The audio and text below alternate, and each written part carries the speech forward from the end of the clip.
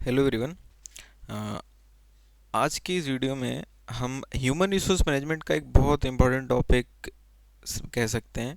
आज वो सीखने वाले हैं या समझने वाले हैं। ठीक है, तो उसका टॉपिक का नाम है रिक्रूटमेंट एंड सिलेक्शन। ठीक है, ये दोनों जो प्रोसेस है, रिक्रूटमेंट और सिलेक्शन, ये दोनों प्रोसेस किसी भी ऑर्गेनाइजेशन के लिए बहुत ही ज़्यादा इंपॉर्टेंट होते हैं, क्योंकि इन्हीं के थ्रू राइट एम्प्लॉयज़ को हायर किया जाता है। ठीक है, तो स्टार्ट करते हैं हम लोग सबसे पहले रिक्रूटमेंट से। तो व्हाट इज़ रिक्रूटमेंट? रिक्रूटमेंट क्या आता है? तो recruitment refers to the process of simulating applicants for a vacant job position and finding the qualified applicants for the job। मतलब ये कि जॉब के लिए लोगों को बुलाना और अप्लाई करने के लिए एनकरेज करना। ठीक है, जब कंपनी के पास कोई वेकेंट पोस्ट खाली होती है, वेकेंट पोस्ट मीन्स खाली जॉब। ठीक है, अगर कोई वेकेंट पोस्ट होती है तो कंपनी रिक्रूटमेंट स्टार्ट करती है ताकि ज़्यादा से ज़्यादा लोग अप्लाई करें। ओके, इसका मेन फोकस क्या होता है कि लोगों को अट्रैक्ट करना। इसका मेन फोकस होता है लोगों को, मतलब ज़्यादा से ज़्यादा लोगों को अट्रैक्ट करना। इसीलिए रिक्रूटमेंट क्या है? एक पॉजिटिव अप्रोच है या पॉजिटिव प्रोसेस है। ठीक है, अब रिक्रूटमेंट के कुछ सिंपल पॉइंट्स आप याद रख सकते हो। Like the main objective of recruitment is to create a pool of eligible candidates for the purpose of selection. क्या मतलब इसका? कि रिक्रूटमेंट का काम होता है ज़्यादा से ज़्यादा कैंडिडेट्स को बुलाना। ठीक है, क्यों बुलाना? क्यों एक पूल क्रिएट करना? ताकि सिलेक्शन में जो हमको बेस्ट से बेस्ट एम्प्लॉय हम ले सकें। ठीक है, next, it proceeds the selection process. It is the initial process that takes place before selection. ये रिक्रूटमेंट जो है सिलेक्शन से पहले होता है। ठीक, third point, it's simple process as it not include many steps और प्रोसेसेस। मतलब ये एक सिंपल प्रोसेस है, इसमें बस लोगों को अट्रैक्ट किया जाता है अपने एक वेकेंट जॉब पोजीशन के लिए। ठीक है, इसमें कम से कम पैसा लगता है। नेक्स्ट पॉइंट आप याद रख सकते हो, क्या इसमें कम से कम पैसा लगता है, मतलब इकोनॉमिकल मेथड है। ठीक है, और लास्ट एक पॉइंट याद रख सकते हो कि no contractual relation for services created. मतलब सिर्फ इसमें काम क्या है, लोगों को अट्रैक्ट करना। तो इसमें कोई जॉब का कॉन्ट्रैक्ट नहीं बन जाता एम्प्लॉयर एम्प्लॉय के बीच में। ठीक है, नेक्स्ट है टॉपिक सिलेक्शन। तो सिलेक्शन क्या होता है ये भी समझ लेते हैं। Selection refers to the process of shortlisting the applicants and selecting the best applicants who are suitable for the job position। क्या मतलब हुआ इसका? इसका ये मतलब है कि सब एप्लीकेंट्स में से सबसे बेस्ट कैंडिडेट को चूज करना। ठीक है, जब रिक्रूटमेंट के बाद बहुत सारे फॉर्म्स आ जाते हैं तब कंपनी सिलेक्शन करती है। ठीक है, पहला स्टेप क्या था? रिक्रूट करना, रिक्रूटमेंट। ठीक है, और रिक्रूटमेंट के प्रोसेस के दौरान हमने बहुत सारे लोगों को अट्रैक्ट कर लिया। अब कंपनी क्या करेगी कि कंपनी अब सिलेक्शन करेगी। ठीक है, और इसको एक नेगेटिव प्रोसेस कहा जाता है। क्यों कहा जाता है नेगेटिव प्रोसेस? क्योंकि इसमें ज़्यादा लोग रिजेक्ट होते हैं और सिर्फ बेस्ट कैंडिडेट ही सेलेक्ट होता है। ठीक है, इसके भी कुछ इंपॉर्टेंट पॉइंट्स या सिंपल पॉइंट्स आप याद रख सकते हो। जैसे कि सिलेक्शन का काम होता है राइट पर्सन चूज करना। ठीक है, the main objective selection is to get the best candidate. Second, ये प्रोसेस जो है वो रिक्रूटमेंट के बाद आता है। मतलब पहले रिक्रूटमेंट आएगा और फिर उसको फॉलो करते करते हम सिलेक्शन करते हैं। ठीक है, third, it is a complicated process. Recruitment क्या था? ये सिंपल था। ठीक है, इसमें क्या है? कॉम्प्लिकेटेड प्रोसेस है। क्यों कॉम्प्लिकेटेड है? क्योंकि इसमें बहुत सारे स्टेप्स इन्वॉल्व होते हैं, प्रोसेस इन्वॉल्व होते हैं। कैसे? तो हम टेस्ट लेते हैं एम्प्लॉय मतलब एप्लीकेंट्स का, इंटरव्यूज़ लेते हैं, फिर वेरिफिकेशन होता है। तो इसमें काफ़ी सारी चीज़ें हैं, इसलिए जो प्रोसेस है वो कॉम्प्लिकेटेड है। ठीक है, ये जो डिफ़िकल्ट और लॉन्ग प्रोसेस कह सकते हैं हम इसको, कि ये एक डिफ़िकल्ट एंड लॉन्ग प्रोसेस है। ठीक है, और इसमें जो है हमको कॉस्ट भी ज़्यादा लगती है, एक्सपेंसिव मेथड है, and a lot of money and time is required. Time और कॉस्ट दोनों ही लगता है। और इसमें एक और मेन पॉइंट आप लिख सकते हो कि after being selected for a particular job role, a contractual relationship for the service is created. मतलब जैसे ही आप सेलेक्ट हो जाते हो तो सिलेक्शन के बाद जॉब का कॉन्ट्रैक्ट बनता है, तो आप लीगली फिर बाउंड हो जाते हो उस कॉन्ट्रैक्ट में। ठीक है, अब आते हैं objectives of recruitment and selection. सबसे पहले रिक्रूटमेंट के ऑब्जेक्टिव्स क्या हैं? तो attract wide pool of candidates, बहुत सारे कैंडिडेट्स को अट्रैक्ट करना। ठीक है, selection seeks to select as many candidate as possible in order to increase the chance of getting a qualified candidates. मतलब ऑब्जेक्टिव क्या है रिक्रूटमेंट का कि बहुत सारे कैंडिडेट्स को अट्रैक्ट करना। और क्यों ऐसा ऑब्जेक्टिव होता है रिक्रूटमेंट का? ताकि हम लोग सिलेक्शन के टाइम पे हमको बेस्ट से बेस्ट एम्प्लॉय मिल सके। ठीक है, नेक्स्ट उसके बाद है identify suitable candidates. Suitable candidates को आइडेंटिफाई करना means the process aims at finding people who can offer their services in organisation possesses qualification for the job. What does it mean? इसका मतलब है कि सूटेबल कैंडिडेट्स ढूंढना जो job के लिए काबिल हो। ठीक है, ये ऑब्जेक्टिव होता है रिक्रूटमेंट का। Next third, general interest in organisation means ऐसा हम बोल सकते हैं कि अच्छा अगर रिक्रूटमेंट होगा तो कंपनी की इमेज भी अच्छी बनेगी। ठीक है, रिड्यूस टर्नओवर।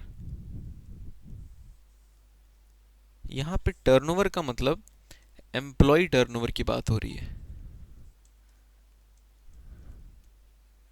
एम्प्लॉय टर्नओवर से मतलब क्या है आपका कि अगर अच्छे कैंडिडेट्स आएंगे, ठीक है, अगर राइट कैंडिडेट हायर होगा तो फ्यूचर में रेजिग्नेशन के जो चांसेस हैं वो कम हो जाते हैं।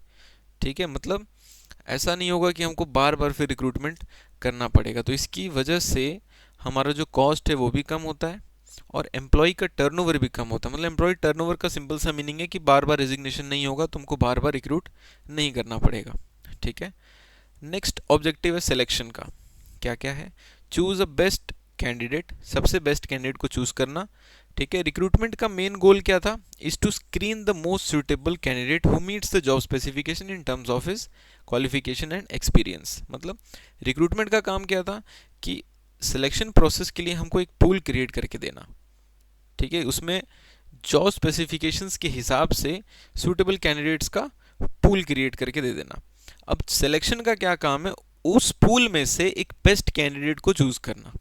ठीक है, फर्स्ट पॉइंट ये हो गया। Second point, ensure the organisational fit.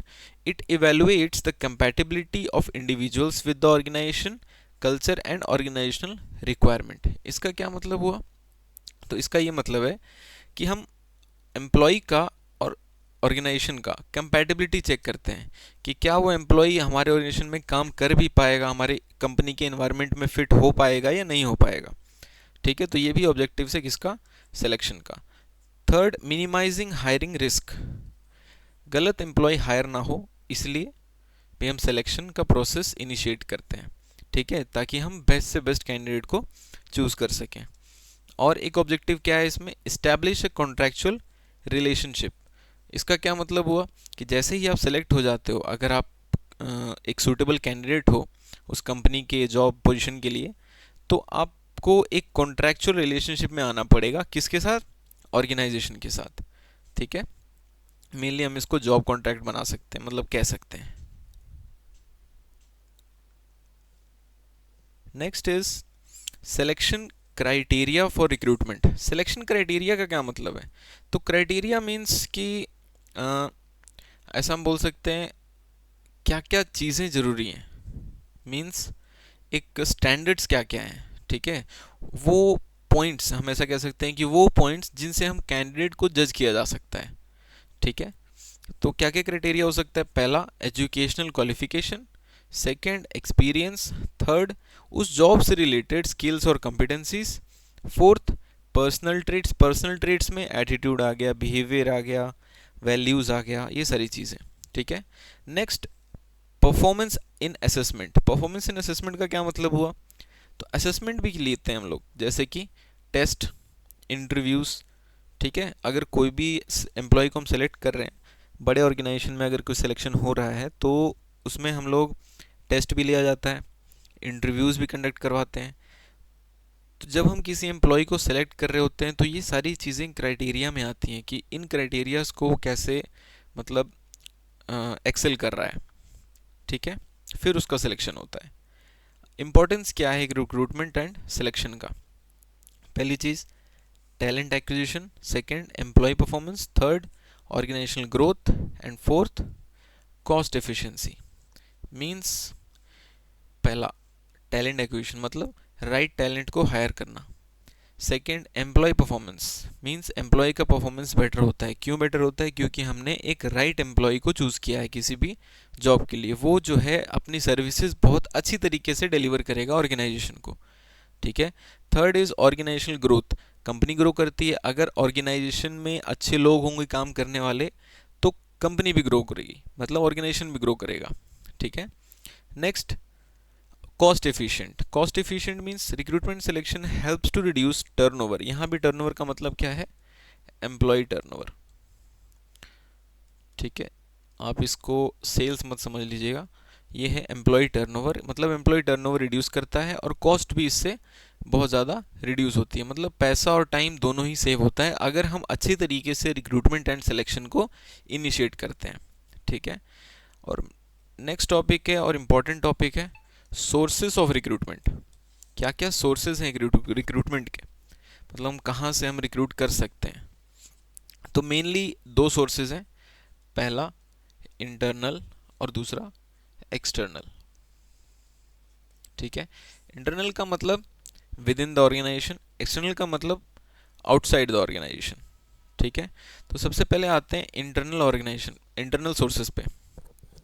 पहली चीज़ तो इसमें दो मेन रिसोर्सेज होते हैं, जैसे कि पहला ट्रांसफ़र और दूसरा प्रमोशंस, ठीक है।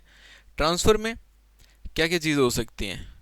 तो ट्रांसफ़र में हम एक एम्प्लॉय को एक जॉब से दूसरे जॉब पर शिफ्ट कर सकते हैं, या एक डिपार्टमेंट से दूसरे डिपार्टमेंट में शिफ्ट कर सकते हैं, या फिर किसी एक शिफ्ट से दूसरे शिफ्ट में हम लोग चेंज कर सकते हैं किसी भी एम्प्लॉय का, लेकिन without any significant change in the persons responsibility. ये इंपॉर्टेंट है यहाँ पे, without any change in persons responsibility, status और पे, ठीक है। हम एम्प्लॉयज़ को शिफ्ट कर रहे हैं एक जॉब से दूसरे जॉब में, डिपार्टमेंट एक जॉब से दूसरे डिपार्टमेंट में, ठीक है। लेकिन उसकी रिस्पॉन्सिबिलिटीज़, उसका स्टेटस और उसका पे चेंज नहीं होना चाहिए। हालांकि किसी किसी केसेस में रिस्पॉन्सिबिलिटीज़ चेंज हो सकती हैं, ठीक है, वर्किंग कंडीशंस चेंज हो सकते हैं, बट उसकी सैलरी चेंज नहीं होगी, ठीक है। तो इसमें आपको याद क्या रखना है कि सैलरी तो कांस्टेंट रहेगी, ठीक है, सैलरी क्या रहेगी? कांस्टेंट रहेगी। Transfer helps to fill the vacancies with employees from departments that are overstaffed. अब सपोज डिपार्टमेंट ए है और एक डिपार्टमेंट बी है, ठीक है। इसमें 10 लोग चाहिए थे लेकिन यहाँ पे 12 एम्प्लॉयड हैं, और यहाँ पे हमको 10 लोग चाहिए लेकिन यहाँ 8 ही एम्प्लॉयड है। तो हम क्या करेंगे, जो ओवर स्टाफ डिपार्टमेंट है, मतलब जिस डिपार्टमेंट में हमारे पास ज़्यादा लोग हैं, वहाँ से हम उठा के उस बंदे को दूसरे डिपार्टमेंट में शिफ्ट कर देंगे, ठीक है। इसका मतलब हुआ कि fill vacancies with employees from departments that are overstaffed. Next, if employees are insufficient in one branch or department, it can be filled through transfers, ठीक है। it also important in avoiding termination and helping solve the employees problems। ये इसलिए भी important है क्योंकि इसकी वजह से टर्मिनेशन कम हो जाता है और एम्प्लॉयज़ की प्रॉब्लम भी सॉल्व हो जाती है, ठीक है। लेकिन ट्रांसफ़र करते समय हमको ध्यान में ये रखना है कि जो भी एम्प्लॉय को आप दूसरे जॉब में ट्रांसफ़र कर रहे हो वो कैपेबल हो उस जॉब करने के लिए, ठीक है। He should be capable of performing that job. Transfer also helps the employees to learn about different job as well, और इसकी मदद से एम्प्लॉय को न्यू स्किल सीखने का भी मौका मिलता है, ठीक है। नेक्स्ट है प्रमोशंस। प्रमोशंस में मतलब बहुत सारे ऑर्गेनाइजेशंस में एक प्रैक्टिस होती है कि एम्प्लॉयज़ को लोअर लेवल से हायर लेवल पे भेजना, ठीक है, हायर लेवल पोजीशंस को देना, मतलब प्रमोट करते रहना, ठीक। इसकी मदद से क्या होता है? पहली चीज़, मूवमेंट अगर करते हैं तो हम किसी भी एम्प्लॉय का मोटिवेशन बढ़ाते हैं, ठीक है। प्रमोशन से क्या होता है कि पहली चीज़ मोटिवेशन बढ़ेगा, दूसरा उसका करियर ग्रोथ भी होगा, ठीक है, इसलिए इम्पोर्टेंट है। अब कुछ सोर्सेज हैं जो एक्सटर्नल सोर्सेज हैं। एक्सटर्नल का मतलब outside the business, outside the organisation कह दो, ठीक है। अब इसमें क्या क्या चीज़ें हैं, इसमें आपका सबसे पहले डायरेक्ट रिक्रूटमेंट। डायरेक्ट रिक्रूटमेंट में क्या होता है, आप इसको रीड कर लेना, मैं आपको एक समरी टाइप बता देता हूँ कि डायरेक्ट रिक्रूटमेंट में कंपनी अपने ऑफिस के नोटिस बोर्ड पे जॉब का नोटिस लगा देती है, ठीक है। इंटरेस्टेड लोग जो होते हैं वो डायरेक्टली ऑफिस आकर अप्लाई करते हैं, और ये जो मेथड है ये मोस्टली अनस्किल्ड और सेमी स्किल्ड जॉब्स के लिए होती है, ठीक है। ये मोस्टली अनस्किल्ड और सेमी स्किल्ड जॉब्स के लिए किया जाता है ये वाला रिक्रूटमेंट, ठीक है।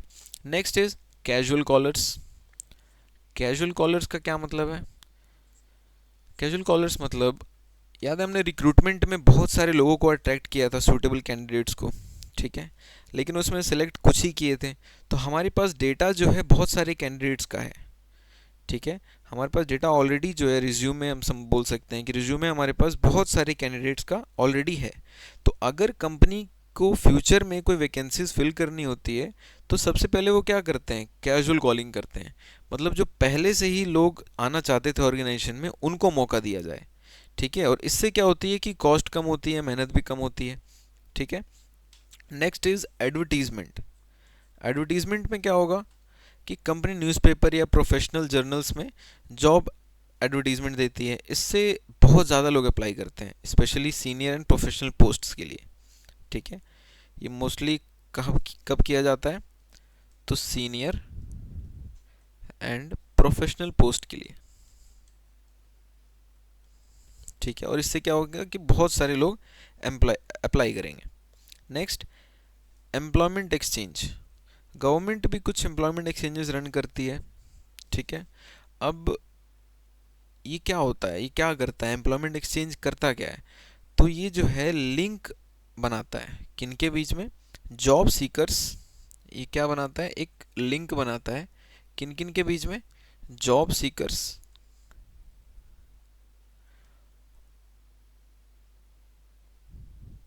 और एम्प्लॉयर के बीच में, ठीक है। एम्प्लॉयमेंट एक्सचेंज का काम क्या है, लिंक क्रिएट करना between job seeker and employer, ठीक है। कंपनी अपनी वैकेंसीज यहाँ रजिस्टर करती है और सूटेबल कैंडिडेट्स यहाँ से लेके जाती है, ठीक है। नेक्स्ट है placement agencies and management consultants. इसका क्या मतलब है, प्लेसमेंट एजेंसीज, तो प्लेसमेंट एजेंसीज कैंडिडेट का डेटा कलेक्ट करती हैं और कंपनीज को सूटेबल कैंडिडेट्स सजेस्ट करती हैं, ठीक है। ये एजेंसीज हैं जो काफ़ी चलती हैं आजकल जॉब प्रोवाइड कराने के लिए, जो कि समझ लो तो एक एजेंट जैसा काम करती है किस किस के बीच में, जॉब सीकर और एम्प्लॉयर के बीच में, ठीक है। तो ये एजेंसीज कुछ फीस चार्ज करती हैं, मोस्टली प्रोफेशनल और मैनेजरल जॉब्स के लिए होती हैं, लेकिन आजकल तो हर जॉब के लिए एजेंट्स आ चुके हैं, ठीक है। नेक्स्ट है campus recruitment. Next is campus recruitment. इसमें क्या होता है कि हम कॉलेजेस में जाते हैं, ठीक है, कंपनीज कॉलेजेस और यूनिवर्सिटीज़ में जाकर फाइनल ईयर स्टूडेंट्स को डायरेक्टली सेलेक्ट करती है। इससे कंपनी को क्या मिलता है, फ्रेश यंग एंड टैलेंट, ठीक है, ट्रेन टैलेंट मिलता है। Next is recommendations of employees.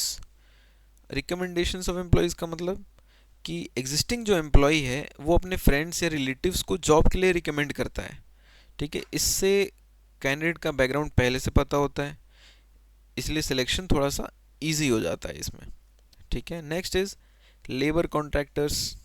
अगर आपको अनस्किल्ड या फिर सेमी स्किल्ड लोग चाहिए तो आप लेबर कॉन्ट्रैक्टर्स से कॉन्टैक्ट करो, वो आपको अनस्किल्ड वर्कर्स को शॉर्ट टाइम में अरेंज करके देते हैं, ठीक है। और ये मेथड मोस्टली कंस्ट्रक्शन और फैक्ट्री टाइप वर्क के लिए होता है। Next is advertisement and television, मतलब टीवी एडवर्टीजमेंट की बात हो रही है। तो कंपनी जो है टेलीविज़न पे जॉब एड्स दिखाती है ताकि ज़्यादा लोगों तक इन्फॉर्मेशन पहुंच सके। और ये मेथड थोड़ा सा कॉस्टली पड़ जाता है क्योंकि ब्रॉडकास्ट करवाना थोड़ा सा एक्सपेंसिव होगा। ठीक है, इसलिए इस मेथड को कॉस्टली कहा गया है, पर रीच बहुत ज़्यादा होती है इसकी। ठीक है, next is web publishing. Next and the last is web publishing. इससे क्या होगा, कंपनीज ऑनलाइन जॉब पोर्टल्स पे, कंपनी वेबसाइट्स पे, मतलब बहुत सारी जगह पे, लाइक लिंक्डइन हो गया, आप एग्जांपल में लिख सकते हो लिंक्डइन, naukri.com, ठीक है, वर्क इंडिया एक्सेट्रा। तो ये सारी चीज़ें क्या है, ये वेब पब्लिशिंग का काम है। ठीक है, कि हम किसी जॉब पोर्टल पे या फिर कंपनी की वेबसाइट पे वैकेंसीज को पोस्ट कर देते हैं। और आज के टाइम में ये सबसे कॉमन और फास्टेस्ट रिक्रूटमेंट का सोर्स माना गया है। ठीक है, web publishing fastest source external में। ठीक है, तो सिंपल शब्दों में अगर मैं बोलूँ, पूरे वीडियो को अगर कंक्लूड करूँ, तो यही है कि सिलेक्शन और रिक्रूटमेंट एचआरएम का फाउंडेशन होते हैं। रिक्रूटमेंट लोगों को बुलाता है और सिलेक्शन बेस्ट कैंडिडेट को चूज़ करता है। ठीक है, और अगर ये दोनों बहुत सही से किया जाए तो ऑर्गेनाइजेशन सक्सेसफुल और स्ट्रॉन्ग बनती है। ठीक है, थैंक यू फॉर वॉचिंग।